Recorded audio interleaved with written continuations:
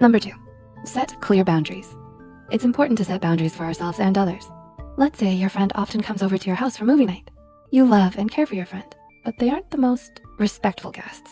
They put their feet up on your coffee table, they bring their dog Fleas over, they eat most of your food, and they leave Cheeto Puff remains on your furniture. Everywhere. Do they respect you? Doesn't look like it. A good step would be to set some boundaries for when company comes over and discuss them with your dear friend. You can be kind when discussing this with them and consider their point of view as well. But it's your home and it's ultimately your rules. So tell them they can't keep scavenging through your fridge.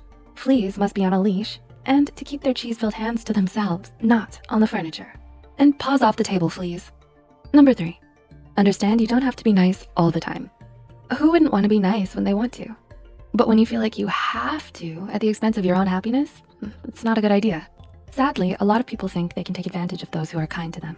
This doesn't mean you have to stop being a good person. Just simply know when you must put yourself first.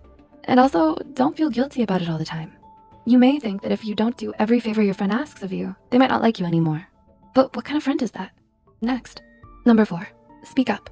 Many of us often have shy personalities, so doing all the talking during a group conversation may not be our thing. But just because you're shy doesn't mean you should let others interrupt you. If others often interrupt you or appear as if they aren't listening, there's some tricks you can use to make yourself heard. First, try saying the name of the person you're speaking to mid-conversation. Another trick is to often use hand gestures and give an equal amount of eye contact to everyone. Number 5, don't over-apologize. Do you often find yourself apologizing for something that wasn't even your fault? It may just become habit to say sorry when something goes wrong. You may only want to say it to not be unkind, but your words should carry weight, especially an apology. If you apologize too often, your sorry may be viewed as nothing to others who hear it too often. And unfortunately, over-apologizing can be a sign to others that you are submissive. Sooner or later, they'll assume you'll be the one to take the blame. Some common things we unnecessarily apologize for. If you don't want to do a favor, don't apologize. It's a favor. If you have an opposing opinion, agree to disagree. It's your opinion. Stand by it.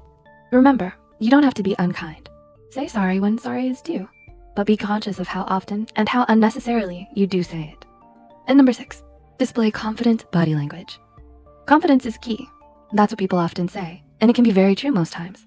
If you want to command respect, a good way is to let your body language show that you can't be pushed around. Quite literally too. A strong stance and good posture won't send you toppling over if bumped into.